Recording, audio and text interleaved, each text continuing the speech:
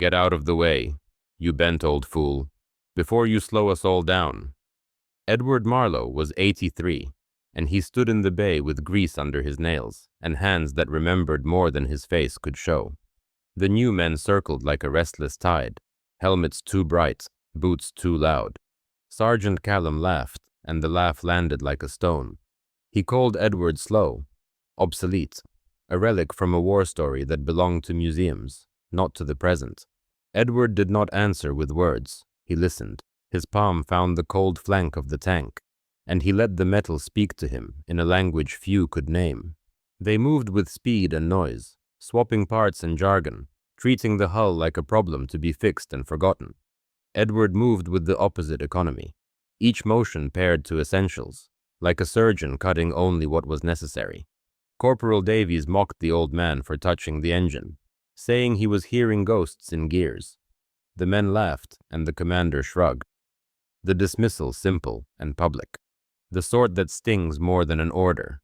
Edward remembered a morning in 1944 with a clarity that did not feel like memory. He recalled the metal singing before it split, the hush that followed an engine that had given up. The hum under the idling tanks had a shape to it tonight, thin and patient.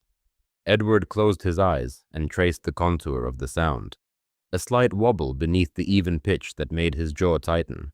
He asked for the engine to be shut down, once, politely, then again with more insistence. The commander waved him away, the excuse curt and careless. We have schedules to keep. We cannot waste time. Edward stepped back, but did not leave.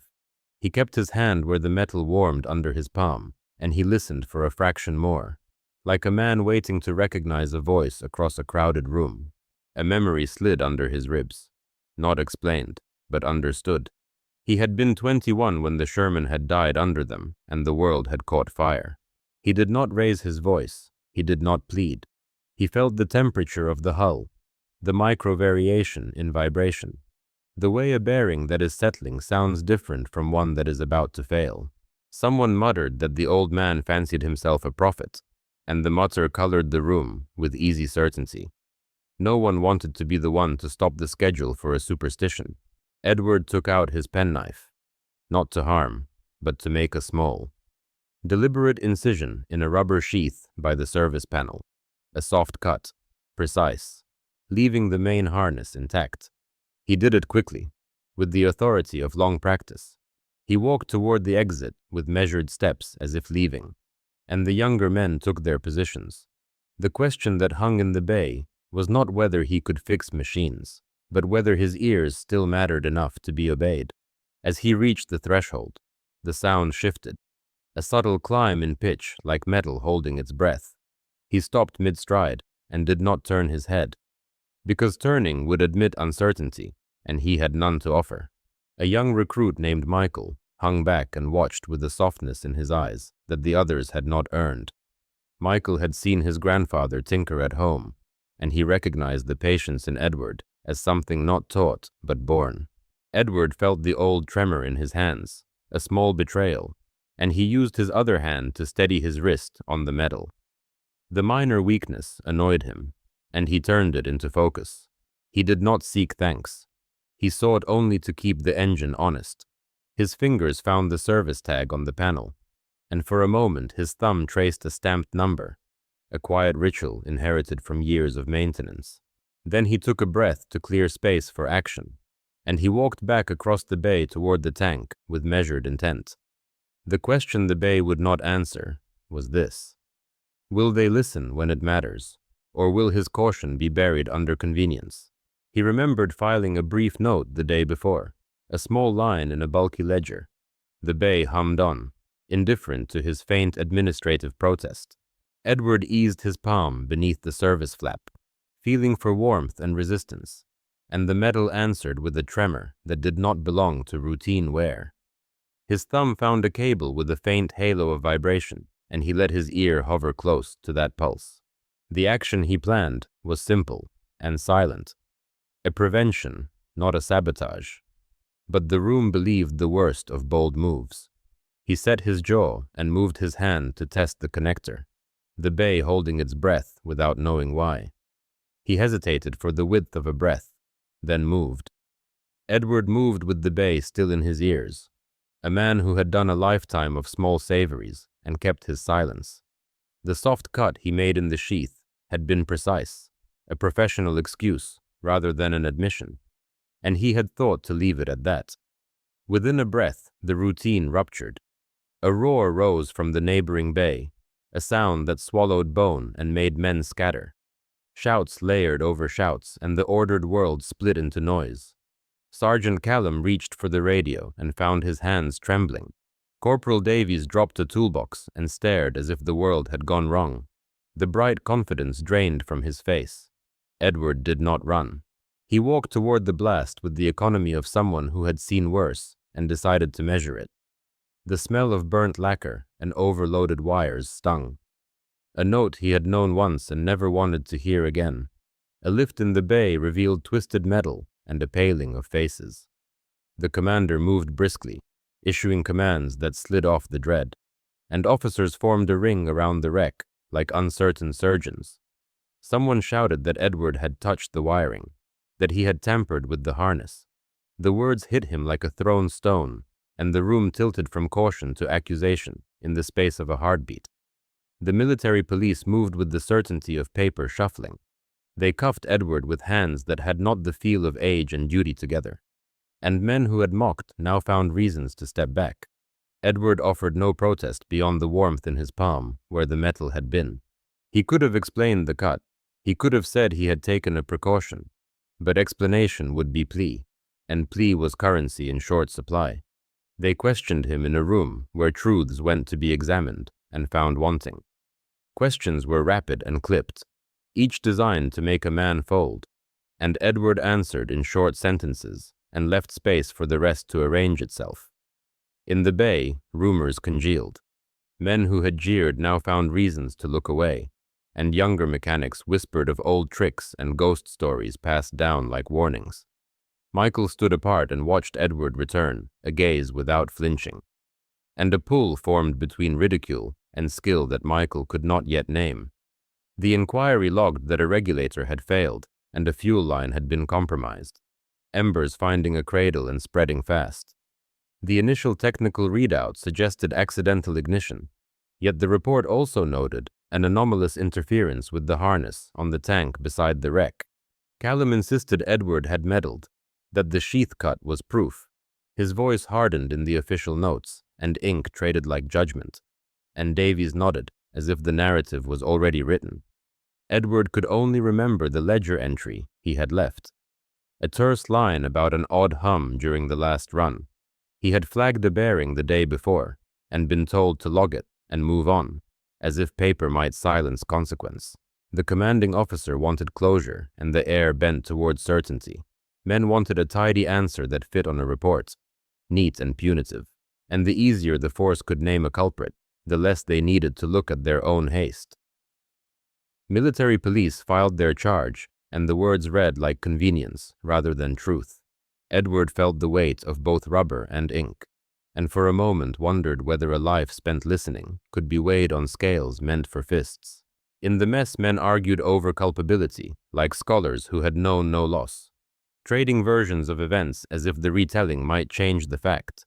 Rumors hardened into facts, and the bay reshaped itself around a center of blame that grew with every telling. Michael found Edward in the tool locker, hands steadying a spool of wire as if the world outside had not come undone.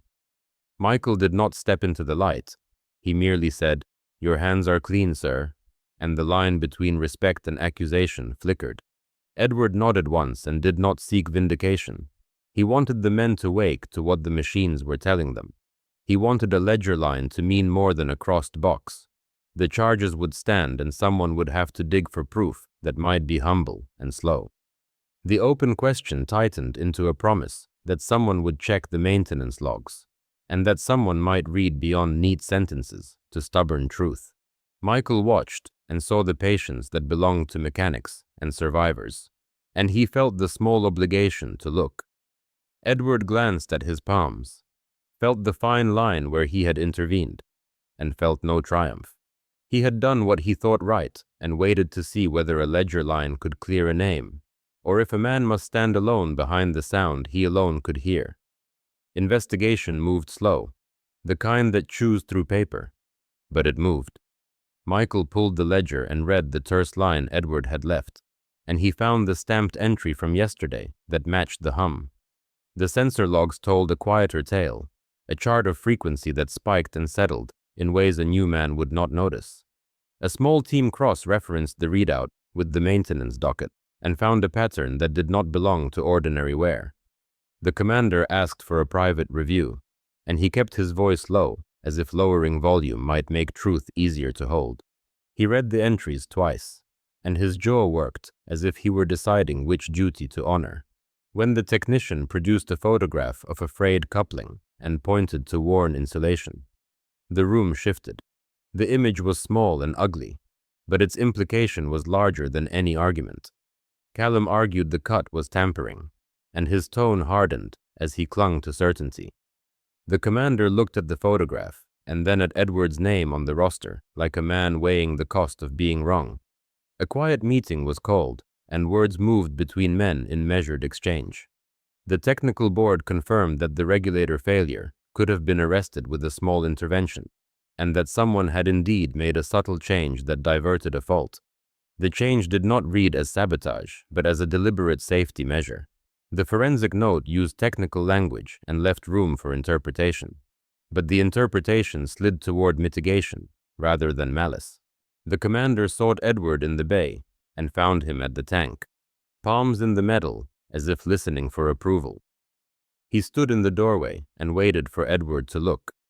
When Edward turned, he did not look surprised. He merely nodded as if the day had been long and the ledger thin. The commander removed his cap and offered an apology that was spare and honest. He said the logs vindicated the intervention. Edward accepted nothing in grand gesture. He accepted only that the record had been read for what it was. He did not seek medals, and he did not accept pity. He accepted the return of a measure of order. The officers arranged a private memo that would sit in the office, not for press, but for duty. The memo credited Edward with emergency mitigation, and the phrase made the rounds without ceremony. Words spread like a slow tide, and men adjusted the angle of their conversation. Those who had mocked him kept a respectful distance, and newcomers who had not yet learned to scorn learned to pause. In the canteen, Michael spoke quietly about the ledger and the photo to a skeptic, and the man lowered his head, a small concession that he had been quick to judge. A quiet shift happened the next morning. Men rose as Edward crossed the work floor, not at command, but in unison, an act that was plain and necessary. Edward walked between the rows of vehicles, his movements deliberate and unhurried, and he felt a warmth that was not triumph. Michael met his gaze and did not look away. Michael stepped forward and asked what Edward had heard earlier, his voice careful. Edward let the moment hang, and he answered in plain truth. He said it was nothing glorious, just a note that did not belong. The bay did not break into applause. This was work and survival, not theater. The boys felt a new measure of their elders, and the old men felt a softening in the judgment.